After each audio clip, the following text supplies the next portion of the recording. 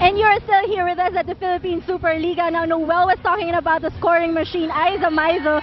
And actually, Coach Villette and I were talking about Aiza before the game. And she said that the deal with Aiza is that she needs longer warm-ups.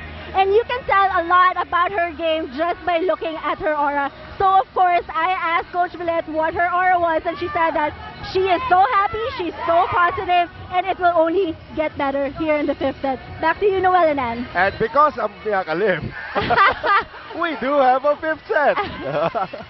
Is it Josh or Miyaka? Josh Ilaya, of course, has been doing a great job as our barker here today for the very first time. Well, it's probably the combination of Josh Ilaya and Miyakalim. I don't know. That's a better way to put it. Okay, that's absuelto tayo bigla, no?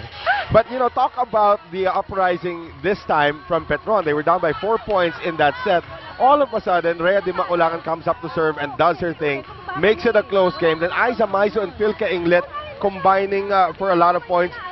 Angueta Baquero goes down with an injury. We don't know if Angge is going to come back, but Judy Caballero stepped in and did very well. You know, I think we mentioned this earlier in the game. What's good about the lineup of Petron is that they have a deep bench. So you can really pull anyone in and you know that they will perform. And you know how deep the bench is. In their last match against Cagayan Valley, they only had one legitimate center, middle attacker in their lineup in Charo Soriano. No Gretchen Ho, no Roxanne Pimentel. Micah Ortiz was stuck in traffic. Villette Ponce de Leon does the smart thing, moves Micah Ortiz to the center position and starts Cara Acevedo at utility. And it worked. Even when Micah Ortiz returned, instead of bringing Aiza Maizo back to the utility spot, she actually replaced Charo Soriano in the lineup to keep Aiza Maizo at center. And I asked Coach Villette before the game, will you do that again? No. She will never honest. Do that again. It worked for them that time. Yeah, she won't push her luck. And I actually wrote about that already. I don't think she'll do this again. But now we are in the fifth set. Noel Zarate with Ann Remulla and Miyaka Lim. The first quarterfinal match in the Philippine Superliga is going the distance. A race to 15 with Chi Sayed starting us off on the serve. Phil Kaing-led combination. Dug up there by Micah Morada. Sayed now on the back set. Gumbabaw snapped out by Phil Kaing-led. That was a single block. Boy, Phil Kaing-led has done everything since coming off the bench in that second set. And now, of course, because of volleyball rotations, usually have the setters serving first. Let's see if Rhea Di Maculangan can go to town again. Oh, look at that. Good serve. And Michelle Gumabaw getting it across. Micah Ortiz kept alive by Gumabaw. Patrona across. And Patrona will miss.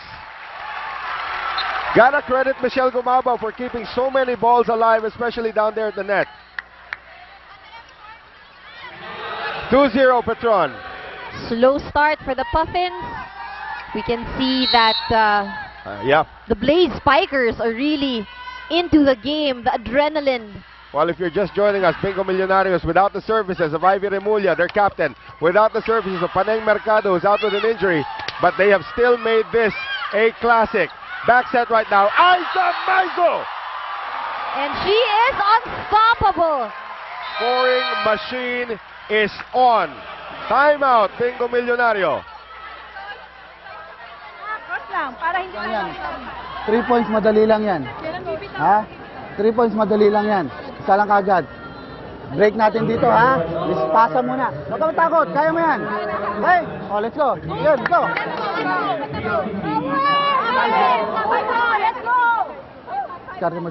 While that huddle is going on, I'm looking over at the bench here of Petron. You know, at setter, you still have Carla Bello, who hasn't seen action as a backup. You also have people like Jessica Corato and Joanna Torrijos, who have not yet seen action. That's a pretty deep bench for Petron. And Acevedo actually, though, has seen action. Yeah, and Gretchen Ho is now riding the bench now because you have like 4 centers in your team. That's a deep bench. Great recruiting there by Coach Villette and her coaching staff. Karen Koyukang, of course, the great Karen Koyukang is part of the coaching staff, of course, one of the stalwarts of UST also during her day. Here's Chi Sayed now, going over to Iris Patrona, who will miss. Oh, these errors not going to help their cause. Remember, the fifth set is a much shorter set. Right. Oh, 4-point lead is a luxury in the fourth set. And it is still Rhea Di Maculangan serving. Patrona with a good reception this time. Here's Gumabaw now, blocked by Micah Ortiz. She saw it.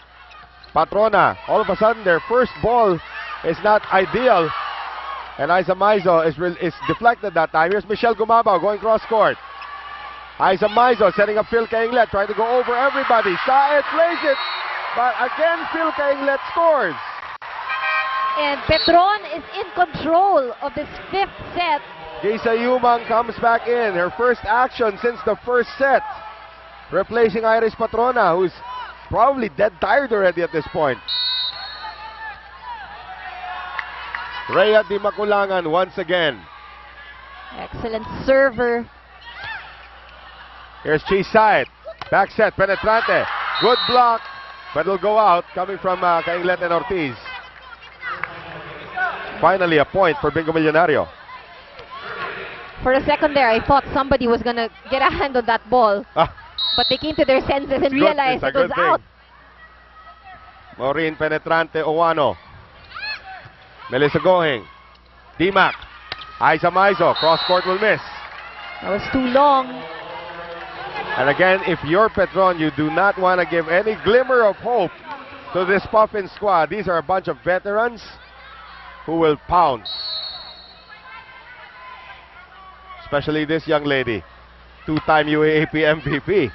Maureen penetrante Owano. Back set. Phil Kainglet. And blocked there by Michelle Gumabaw. Kept alive. Here is Aiza Maizo going over Laborte. Laborte now will do the setting for Michelle Gumabaw, who will miss. Not gonna cut it. You know what's working for the Petron Blade Spikers is that they're just consistent, very careful with whatever they're doing. Very high percentage as well. Phil Kainglet now to serve. Sure serve. Peñano gets to it. Here's Sayet across now. Michelle Gumabaw. And Michelle Gumabaw stops the bleeding momentarily. And now notice as well that with the change of the lineup, Gumabaw had to play the outside hitter position. Right. But in this rotation, she will move to the utility spiker. Because Mick Laborte will now own that middle spot. And Morada, the outside hitter. Yep, converted for this game, of course. Free ball coming up from Petron. Peñano, Saet, Laborte, kept alive. Oh, that's going to be a lifting violation against either Kainglet or Gohing. It looks like it's going to be on Phil. So just a 2-point lead. Geisa Yumang, former captain of the College of St. Benilde.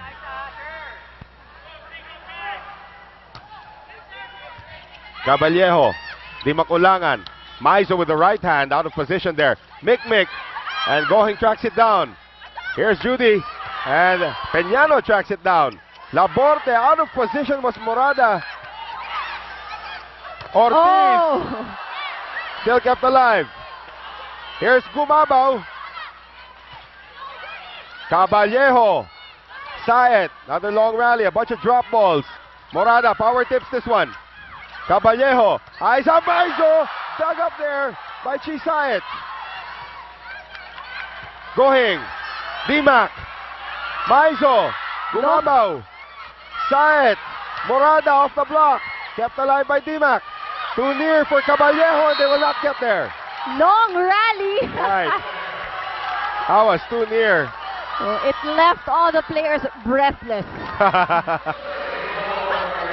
And now Geisa Yumang has to go back and serve again. When you look at Morada catching her breath. Yeah. You know, you gotta love those 1-minute rallies. Gohing. Here's the back set now. Aiza Maizo. Oh, great block by Mick. And we are tied at 6. Laborte giving Bingo Milyonaryo some hope. And now they have a chance to take the lead, courtesy of Geisa Yumang on her serve.